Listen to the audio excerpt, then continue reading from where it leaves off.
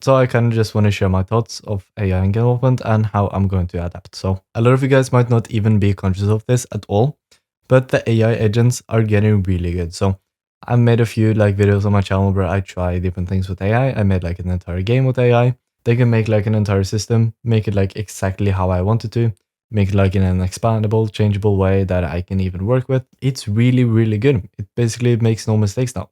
And when I see people use AI for game development, it's like they copy the scripts and then they paste it into ChatGPT, or like they ask like ChatGPT for a script and then they paste it into their own editor. They make like the script themselves, they name it like correctly and stuff. Then they just paste the code in.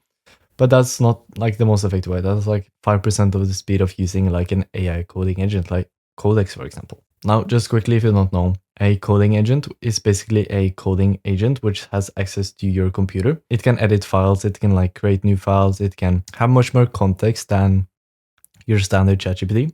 And thus, it's not only much better, but it's also much faster and more efficient because you don't have to do anything yourself. You just have to prompt it. It's going to have access to your computer, your script, and do everything that you need to do.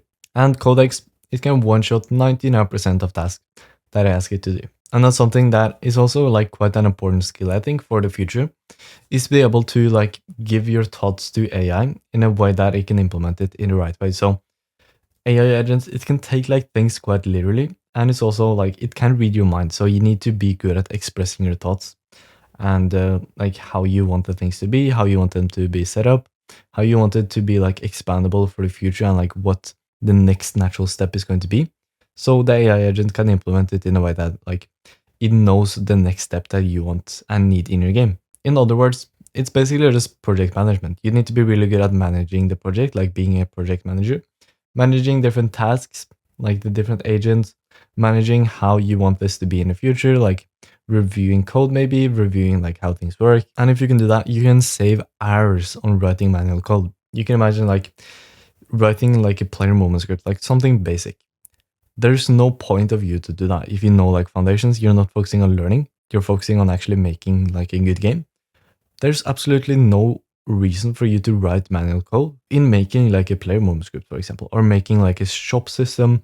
There's no reason, because the AI, I 100% guarantee you, if you write a good prompt, not like expert prompting, like if you prompt it correctly, you don't say anything that's false, it's going to do it.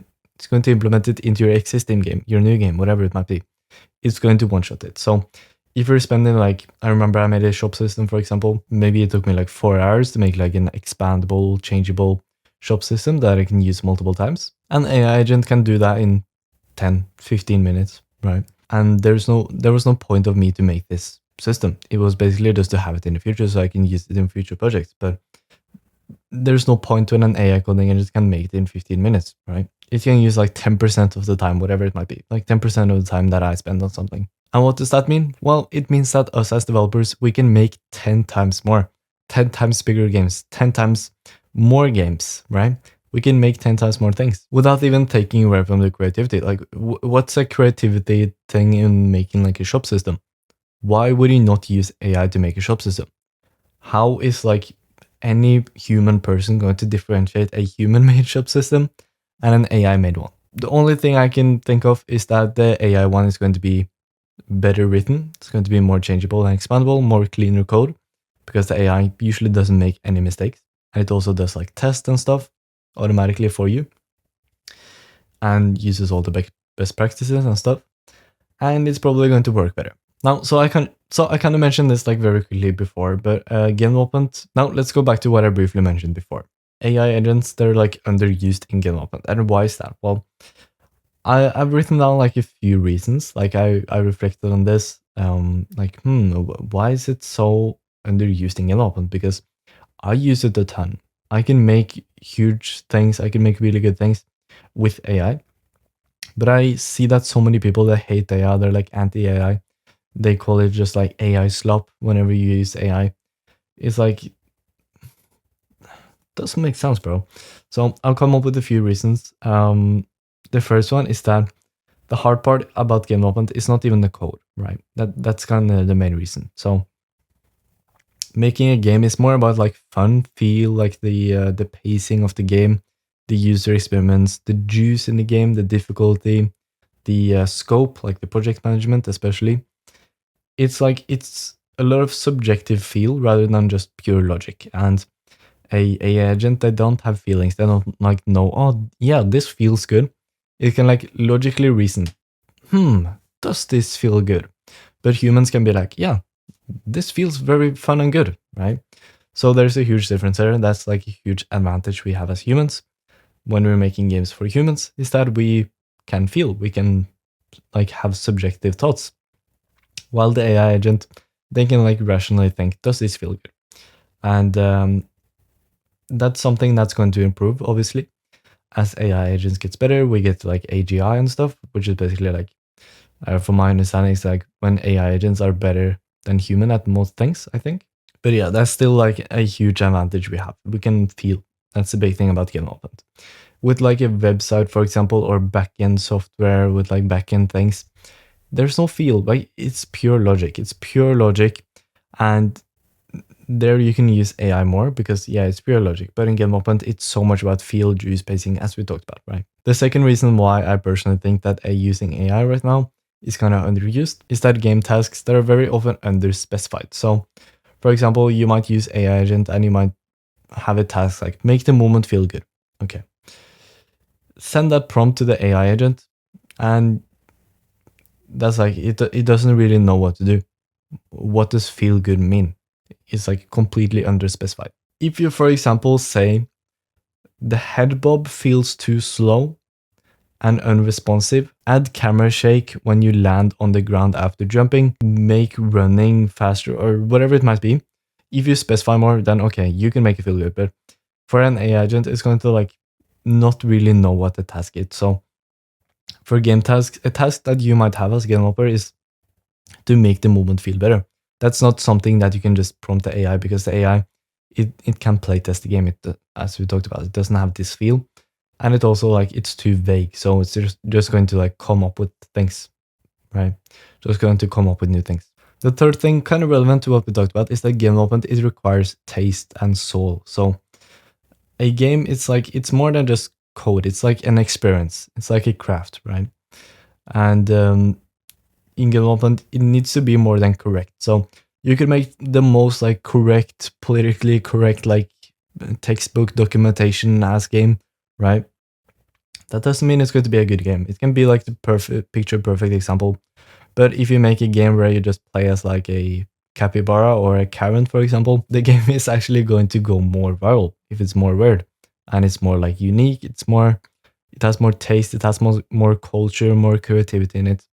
It's actually going to do better. And that's not something that the AI can come up with. If I were to ask like ChatGPT for game ideas, it wouldn't come up with this like capybara simulator game where you do nothing. It would come up with like, oh, you need like one win condition, one lose condition, and you need a score or a high score system. It would be so like correct, but that doesn't mean the game would go more viral. Like, I'll have some like image on the screen about this like fucking capybara game. It's like a core thing about the game is that you do nothing, and that's something that like it's so unique. A AI agent would think, no, that's wrong. That's a bad idea because it's so weird and yeah, stuff. But humans, we can find it funny. We have like taste. We know what's funny, and a big part of the game is also that you do nothing. And an AI coding agent, if you were to ask it for ideas, it would never tell you make a game where you do nothing. But that's like a big reason why the game is funny, because it says like you do nothing. So in a lot of cases, the correct option, especially when it comes to game ideas, is not the right option. You can have like correctness as a general outline, but to be fair, it seems like making a more weird game is honestly better than making a correct game right now. So especially when there are so many games that come out, a lot of these, they use AI for ideas. If you have a unique idea, you make it like weird, unique, whatever, I think you're going to have a much better time. The fourth reason why I think AI agents are underused in game development is that game development it has a quite an extensive editor workflow. So it's very editor heavy. What that means is that there's a lot of like metadata, for example, with the different files. Like you have the inspector with different data there, and these files, they're not stored like very cleanly. Like, okay, just change the parameter. It's like it's in binary. It's in like hard to write YAML text files, right? And these are not, especially like prefabs, for example, they're not meant to be changed like by an AI coding engine. That's not how Unity is made. Unity is made for you to change it in the inspector to make game objects, for example, then save the game object, things like that. So the data that stores the prefabs and stuff like that, they're tightly coupled with like very sensitive engine data. So it can cause a lot of issues if the AI agent without like an MCP is going to change like the prefab, make prefabs, or change like the inspector value, make game objects, things like that. It can be quite hard. But also I wrote this point before I found out there was an MCP, which gives like codecs and AI coding engines like access to the editor. So the fifth thing is that game dev is more a craft. So instead of just being a job where you try to be as effective as possible, you actually want to make something that you're proud of. You want to make something that you were creative in, that you enjoy making. You enjoy the development of it. And it's like a craft. So that's kind of why game development and game developers, they see AI as like kind of cheating, because it's a craft and you're just using this like automation tool to use this craft and do this task. Now, how do I think you should adapt? So first, if you are a beginner and you're watching this video, you're a beginner, you don't really know the foundation of code, maybe you just use AI or tutorials, whatever, I recommend that you learn the foundations of code first. So I think in the world of AI, you're not going to really have a benefit from being a master programmer, right? Or a really good programmer. I think there's no benefit to that. I think the most important thing is that you can understand the code, not that you can really like write the code. More understanding the code is more important. So, but obviously to like understand code, you need to also write code, the foundations at least. So that's what I recommend. Learn the foundations of code first. You do that by like experimenting yourself, not using more AI and tutorials.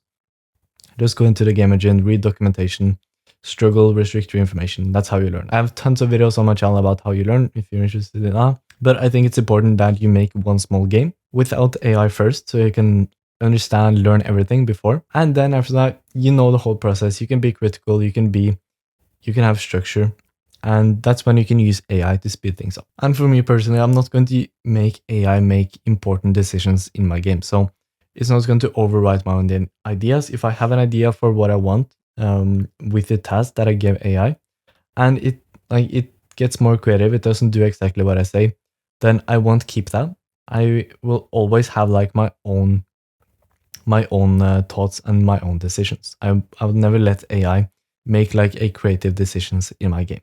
That's how you keep the soul, but you can be more effective because you can use AI to code and like do tasks for you.